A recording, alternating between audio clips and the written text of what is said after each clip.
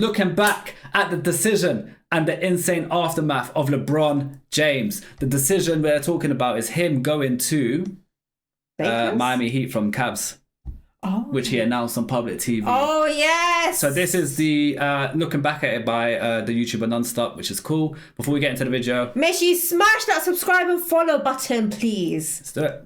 How will Cleveland fans get over what happened tonight? They won't. I truly believe they won't. We've supported him for 7 years now, and for him to go on there and drag us through the mud for 7 years and stab us in the heart, he deserves everything he gets. That's how they feel. If you want your season to continue, take over this basketball game. I guess you have to go through a lot of nightmares before you finally accomplish your dream, and that's what's going on. LeBron James, he's going to tell the nation where he plans to play basketball next year. LeBron, what's your decision?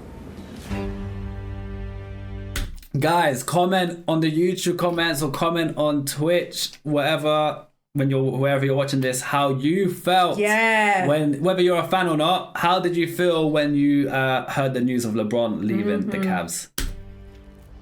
It all started on May 13th, 2010, when the Cavs had just lost their second-round series against Boston.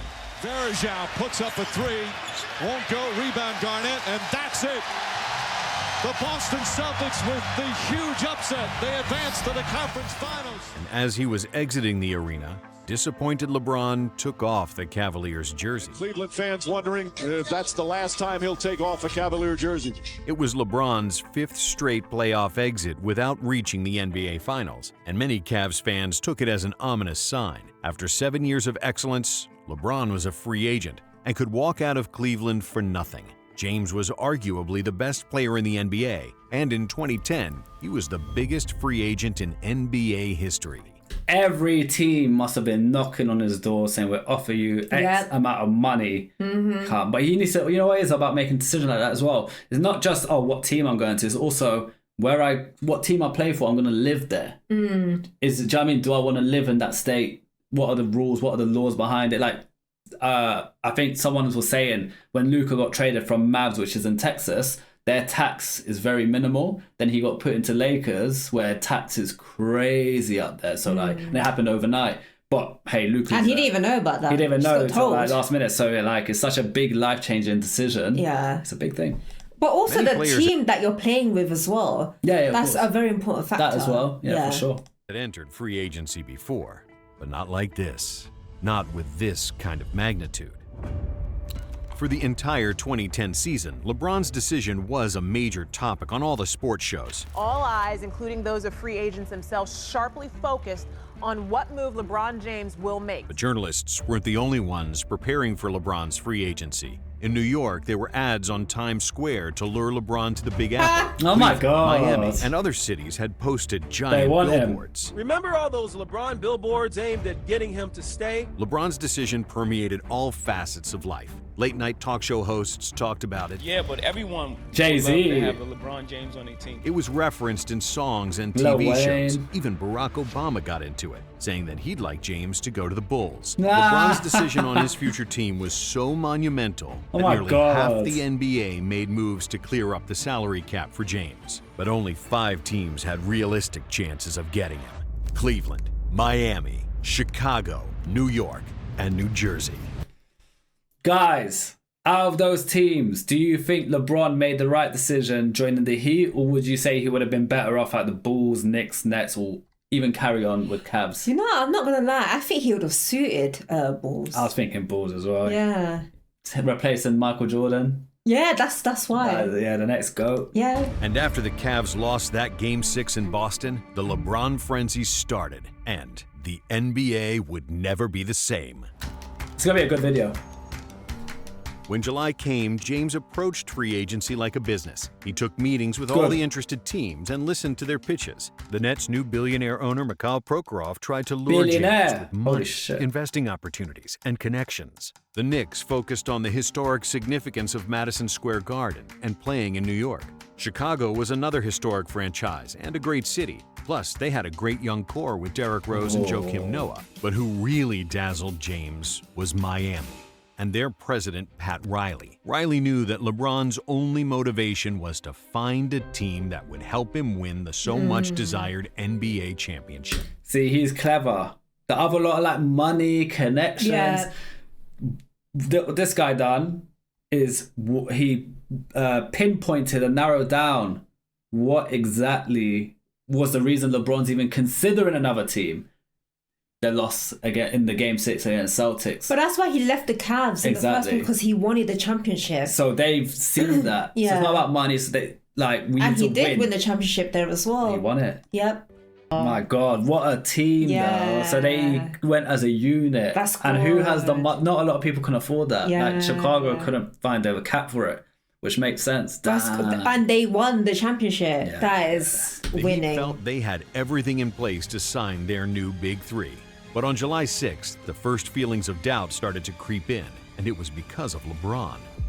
Oh. In James's mind, he knew that Miami was the best fit, but his heart was still in Cleveland.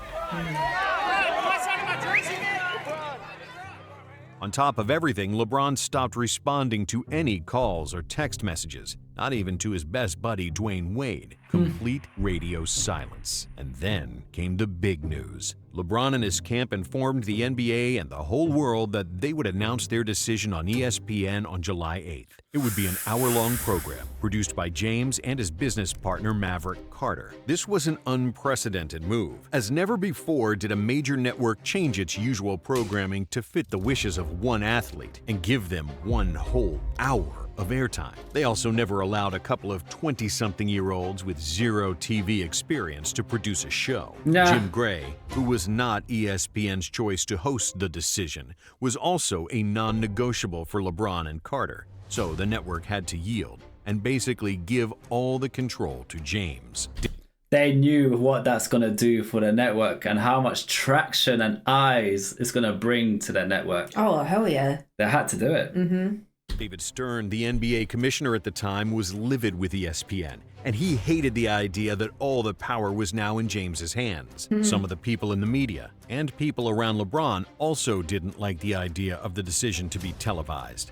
But nothing could be done anymore. Maverick and LeBron wanted to control the narrative and call their own shots. The location of the show was set in Greenwich, Connecticut, in the building of the Boys and Girls Club, and all the profit of the show would go to the Boys and Girls Club Foundation. Oh, that's good. On July 7th, one day before LeBron's decision, Dwayne Wade and Chris Bosh signed with Miami. They initially felt like LeBron joining them was a done deal, but when July 8th rolled around, they weren't certain anymore. In fact, nobody outside of a few people in James's circle knew his thought process, and even James himself didn't know until the last day, as he kept deciding between Cleveland and Miami.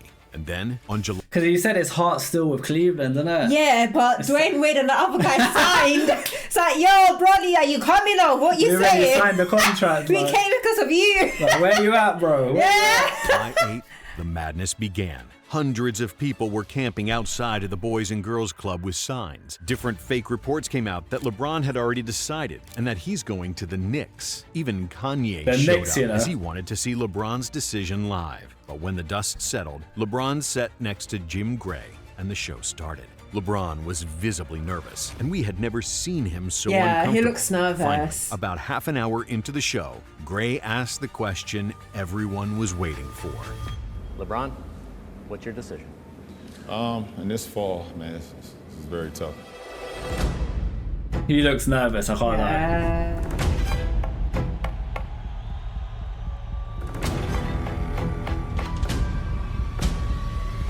There's only 25 apparently. This fall, I'm going to take my talents to South Beach and join the Miami Heat. With Wade. You know, it hurt him to say that. You could tell. You could see it in his eyes. He didn't want to say it, but he had to. Yeah, like there was no emotion. It hurt him to say that. Like, I get, like, the Cleveland support fans, they hate him for that, but in his heart, he was sad to leave Cleveland. He didn't want to go. Yeah, but for his career, it was a smart move. He had to. Yeah. This is the worst thing that could ever happen to Cleveland. I hope that LeBron doesn't win a championship in Miami. LeBron felt what they just did was a fiasco. My God. Nonetheless, on a private plane ride to Miami, Oh. he, Maverick Carter, and Rich Paul didn't utter a single word. Mad. In Miami, they're loving it. Okay, baby. They're When loving LeBron it. landed in Miami, something happened that made him put his mind at ease. It was the Cavs owner, Dan Gilbert, who published an infamous hate letter to LeBron, written in Comic Sans font.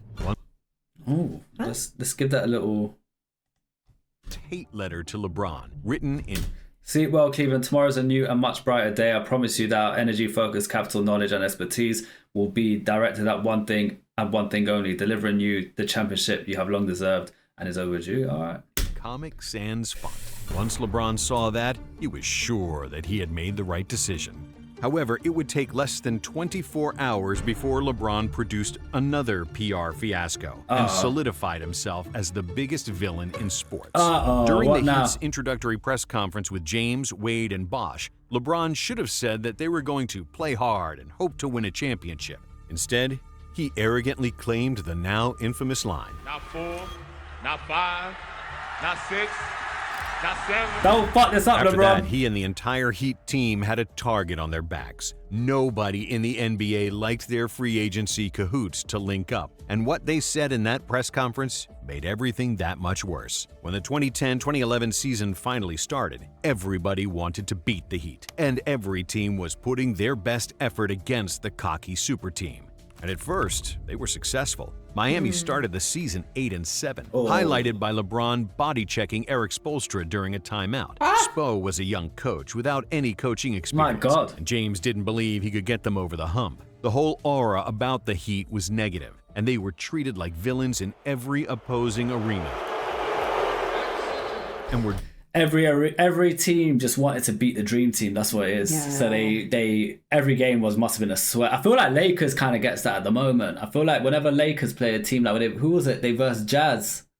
Oh yeah, Jazz. And I think a few people in the comments were saying like, you know, all soon to realize whenever teams play against Lakers, no matter how shit they are, it's a tough game because they just give it their all. And it's just, I think it's just one of them things. dragged through the mud in the media after every loss. Reporting the players are frustrated with their head coach, Eric Spoelstra.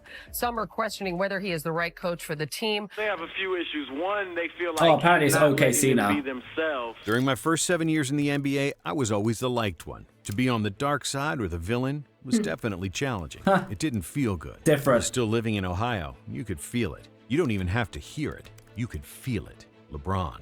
And then came December 2nd, which was LeBron's first game back in Cleveland. In the entire NBA history, no crowd ever booed and trash-talked a player as much as the Cavs fans booed LeBron. Was that worse than KD going back to Thunder? Let us know in the chat, guys, because that was a bad one. We saw the Thunder reaction when he left, when KD left Russell, and the pressure. Yep.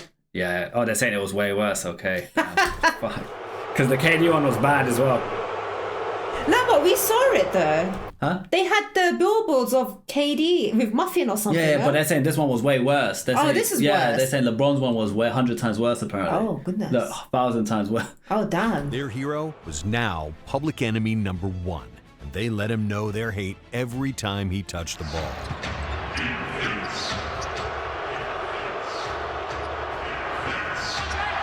But LeBron was cold as ice, showing zero emotion as he destroyed his former team with 38 points and 8 assists. This 28-point victory rejuvenated Miami's season. It was the third win in a streak that eventually reached 12 games. Miami's athleticism on defense was something most teams couldn't deal with, which gave the Heat a ton of easy and memorable points in transition. That's a sick picture. That's a sick There were still many problems. The Heat's centers were black holes on offense, and they didn't have a reliable point guard or good shooters. In crunch time, there was no clear hierarchy of who would get the ball, and the Heat lost many close games because of that. But their big three was so much more talented than everybody that Miami still reached the NBA Finals. However, that's when all their chemistry problems resurfaced. And even more importantly, LeBron James looked unrecognizable, playing the worst basketball of his career. 5 different players outscored LeBron in the finals, and he was especially awful in the fourth quarter, playing passively and not shooting the ball. That's team. That's a travel. James cutting to the basket. Bosh not expected. The Heat would lose to the Mavericks 4 games to 2, and LeBron was embarrassed in front of the whole world. My first year in Miami, I wanted to prove everybody wrong, and I lost myself in the moment. I got all the way to the championship and lost. And we lost because I wasn't even there. For the next 2 weeks, LeBron was so miserable that he locked himself in the house and didn't leave for 2 What a miserable house to be locked LeBron in. was so miserable that he locked himself. I've been miserable. I've been miserable there my whole life. I've been by the pool, just been miserable Just inside miserable, the pool. yeah. Sit in my Lamborghini, be miserable. Jeffrey, can you get me a muffin because I'm miserable. a muffin, please, because I'm miserable. Himself in the house and didn't leave for 2 weeks. Wow. But then Must he have been decided hell. to work on his game and work on his mentality, and everything fell into place. The Heat won 2 consecutive championships. Oh, damn, and there we LeBron go. separated himself as the best basketball player in the world. There we go. By the end of the decade, James went to 8 consecutive finals. Yeah, that was won cool. over the hearts of NBA fans worldwide and completely healed the relationship with Cleveland by winning the 2016 championship. When he came back. And while the decision itself was a disaster, largely because it was too long, too awkward, and too disrespectful for every Cavs fan, it's a huge part of LeBron's legacy. As poorly executed as the decision was, it was still the most viewed television special in ESPN's history, with... You know, there are people that say, oh, my king, LeBron's my GOAT. They're all the Cavs fans. So him, like, leaving, how much damage that done to them. Like, I can't imagine the damage. 13 million people watching. Oh my and God. $2.5 million going to the Boys and Girls Club. But maybe, even more importantly, it was also a monumental shift for athletes in the media space. Now it's common for athletes to produce and star in their own shows. But LeBron and Maverick Carter paved the way for that to happen. And that's why LeBron really is the king. Man, like LeBron James. That was a It's good video. so crazy how iconic he is. He's very iconic. He's Let's be real. he's literally a superstar.